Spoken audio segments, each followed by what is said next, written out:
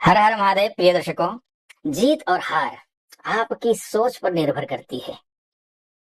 ठान लो तो जीत, मान लो तो हार।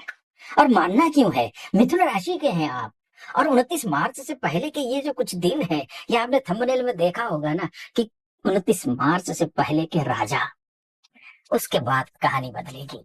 29 मार्च के बाद आपका जो भाग्येश है, वो शनिदेव है, वो बदल जाएंगे, वो राशि परिवर्तन करेंगे, आपके कर्म स्थान में आ जाएंगे। पूरा बहुत कुछ बदलने वाला है 29 मार्च के बाद। उससे पहले भी बहुत कुछ सरप्राइज है।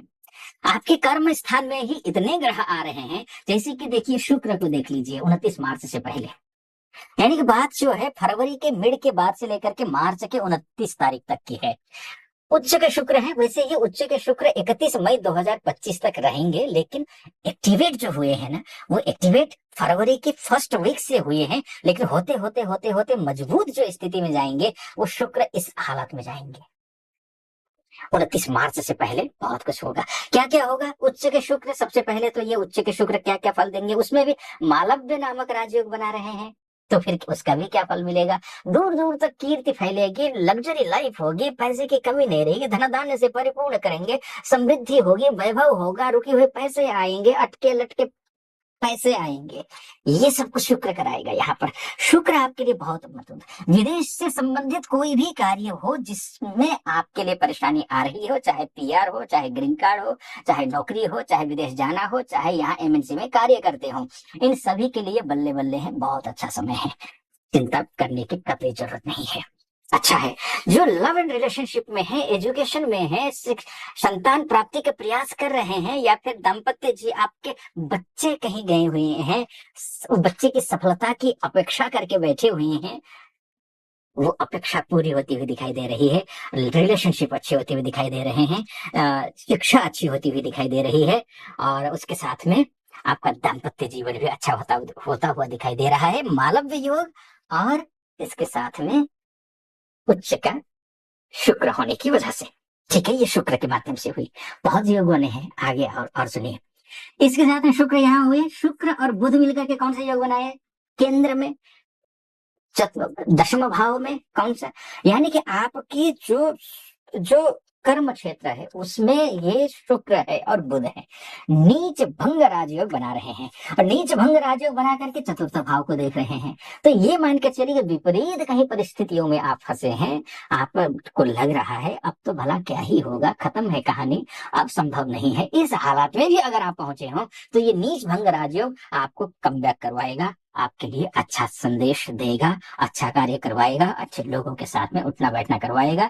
लेकिन नीच भंग राजयोग का एक नुकसान है, आप अपने काम को ज्यादा दिखाएंगे, क्योंकि कर्म क्षेत्र में है ना, जहाँ प्रोफेशनल हाउस है ना, तो वहां अपने काम को दिखाने से कि मैं इतने घंटे काम कर रहा हूँ, बजाय उसके ध्यान ये देना पड़ेगा आपको कि मैं इतना काम करके दे रहा हूँ। इस बात का ध्यान देना पड़ेगा आपको, चाहे आप बॉस हो, चाहे एम्प्लॉय हो, चाहे आप ऑनर हो, कोई भी हो, इस बात का आपको ध्यान रखना पड़ेगा। काम पर फोकस करना है। ये दिखावा ज्यादा करता है, काम कम करवाता है, नीच भंग राजयोग शुक्र के माध्यम से। लेकिन बुध का एक अलग कहानी है। बुध की अलग कहानी क्या है कि एक काम पर फोकस, क्योंकि नीच का है ना, और नीच भंग राजयोग बना रहा है, काम के प्रति फोकस्ड नहीं करता है व्यक्ति। समय अच्छा है, लेकिन काम में अगर वो फोकस नहीं करेगा तो फिर करेगा क्या? दूसरी तरफ जाएगा उसका दिमाग। तो वो दूसरी तरफ आने, जहां तहां उसका जो है ना दिमाग जाएगा, पिक्चर देखने में जाएगा, खाना खाने में जाएगा, कपड़े पहनने में जाएगा, घूमने फिरने में दिमाग जाएगा, लेकिन काम पे दिमाग नहीं जाएगा, वहां दिमाग नहीं चलेगा। तो आपको क्या करना है? गौ सेवा करनी है। गौ माता को आप बिल्कुल सेवा कीजिए। ठीक, उनको आप घास खिलाइए, पालक खिलाइए। खुद भी जो है ना, आप क्या करिए, पालक पालक बुधवार के दिन पालक की सब्जी बनाइए, खाइए। मूंग दाल बनाइए छिलके वाली, वो खाइए। गणेश जी की पूजा करिए, और हरे कपड़े पहनना चाहे तो हरे कपड़े पहन लीजिए। लेकिन लग्न के हिसाब से या राशि के हिसाब से मैं नहीं बोल रहा हूँ, लग्न के हिसाब से आप हरे कपड़े पहनने के लिए बात कह रहा हूँ मैं। अगर राशि हो, क्योंकि देखिए ये जो कैलकुलेशन है वो ज्यादातर लग्न के हिसाब से होता है, और राशि में उसमें इंक्लूड कर देता हूँ। तो अब ऐसी स्थिति में आप गणपति अथर्वशीर्ष का पाठ कर दीजिए, ये भी आपके लिए शुभ है। गणपति अथर्वशीर्ष का पाठ कर दीजिए, अच्छा रहेगा। तो ये नीच भंग राजयोग का अच्छा फल आपको मिलेगा। कन्या पूजा कर लीजिए, ये भी अच्छा है आपके लिए। ठीक, यहाँ तक पहुंचे हैं, अब आगे बोलो क्या कुछ होगा। उससे पहले एक निवेदन करना चाहूंगा, यहाँ तक पहुंचे हैं आप और सटीक लग रहा हो विश्लेषण मेरा, ऑथेंटिक लग रहा हो, चैनल को सब्सक्राइब और लाइक, वीडियो को लाइक, और कमेंट बॉक्स में महादेव को भक्त होने के नाते कृपा आप पर भी बनी रहे, ऐसी मेरी कामना। हर हर महादेव 5 बार, 11 बार, 21 बार, जो भी श्रद्धा बनता है बनती है वो लिख दीजिए। चलिए आइए अब खराब योग की भी बात कर लेते हैं। अभी तो हमने लक्ष्मी नारायण योग की बात पहले कर लेते हैं। लक्ष्मी नारायण नामक राजयोग, जो कि अच्छा, बहुत बढ़िया शानदार राजयोग है आपके लिए। स्वास्थ्य के दृष्टिकोण से अच्छा है, कार खरीदना है, पारिवारिक सुख की चाह है, वो पूर्ति होती हुई दिखाई दे रही है। गाड़ी खरीदनी हो, प्रॉपर्टी खरीदनी हो, इष्ट मित्र नाते रिश्तेदारों के साथ रिश्तों को अच्छा बनाना हो, माता जी की तबीयत का ख्याल रखना हो, इन सब के लिए नीच भंग राजयोग बुध और शुक्र मिलकर के बना रहे हैं। तो इसके साथ में लक्ष्मी नारायण नामक राजयोग भी बना रहे हैं। चूंकि यहाँ पर कमजोर हो जाता है लक्ष्मी नारायण राजयोग, तो मैंने जो उपाय बताए हैं वो उपाय जरूर आपको करना है, ध्यान रखिएगा। अन्यथा लक्ष्मी नारायण जो नामक राजयोग है ना, वो एक्टिवेट नहीं होंगे, इसका दुष्प्रभाव आपके कार्य क्षेत्र में और पैसा और लग्जरी लाइफ में पड़ेगा। तो करना क्या है, आपको जो मैंने उपाय बताया वो उपाय करना है। कनकधारा स्तोत्र का पाठ करिए, गणपति अथर्व शीर्ष का पाठ करिए, 2 काम करिए, अच्छा रहेगा। अब खराब पक्ष में जाता हूँ। खराब क्या है यह समझ लीजिए। राहु बुध का जो संबंध होता है वो वैसे तो देखा जाए अच्छा है, खराब बहुत, राहु और बुध के बीच में रिश्ते बहुत खराब होते नहीं है, अच्छे होते हैं। लेकिन राहु क्या है, मायावी ग्रह है, भ्रम का ग्रह है। बुध क्या है, बुद्धि का ग्रह है। आपको राहु जब बुध, अगर आपके जन्म कुंडली में बुध कमजोर और राहु मजबूत होगा, तो राहु बुध के ऊपर हावी होगा और बुध को अपने ही जाल में फंसाएगा, अपने ही भ्रम जाल में फंसाएगा, माया में फंसाएगा। परिणाम स्वरूप क्या होगा, आपकी बुद्धि काम नहीं करेगी, तो जड़ हो जाएगी। तो इसको बोलते हैं जड़त्व योग। तो जड़ बुद्धि हो जाना, बोलते सुना है ना आपने भी, कि जड़ हो गई इसकी बुद्धि, जब बुद्धि काम नहीं करती है ना, तो वो जड़ योग बना देगा, जड़त्व योग। ठीक नहीं है। तो आपको क्या करना है, बहती हुई नदी में 1.25 किलो कच्चा कोयला प्रवाहित कर देना है। एक नारियल भी कर सकते हैं प्रवाहित साथ में।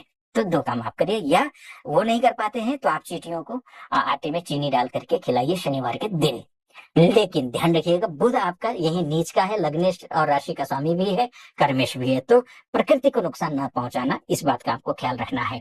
ठीक, तो ये एक बात हो गई। जड़ तो सूर्य और शनि का जो योग बना हुआ है ना, ये भी खराब है, पैतृक रिश्तों को लेकर के खराब है। भाग्य स्थान में ही दोनों ग्रह बैठे हैं, कुछ अच्छे भी देंगे, कुछ बुरे भी देंगे। अब बुरा तब देंगे जब आपके कार्य अच्छे नहीं होंगे, आपके कर्म अच्छे नहीं होंगे।